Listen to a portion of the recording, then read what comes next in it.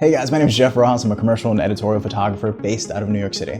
Now I know a lot of you are having trouble getting all white backgrounds, and I'm going to show you a very simple way. In fact, I'm going to show you how to do that in 60 square feet of space within my small studio. Now to do that, I'm using a ProPhoto D2 modified by a Westcott Zeppelin, specifically their 47-inch. I have a one-stop inner diffusion panel and I have a one-stop outer diffusion panel. To modify that light source even further, I'm using two white V-flats on either side of my subject. Those are going to bounce light around my subject on his left side and on his right side and bring light back into the scene. From there, I'm shooting in an all white background. Now that main light source is lighting our subject, bouncing around his left side, bouncing around his right side, hitting the background and softening his shadow. So I have no shadow in the background either. Now using that single light source, I can create an all white background.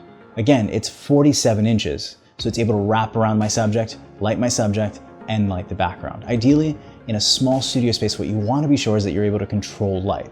And in this specific case, what I'm doing is using that main light source, modifying it in a way that it's lighting my complete scene.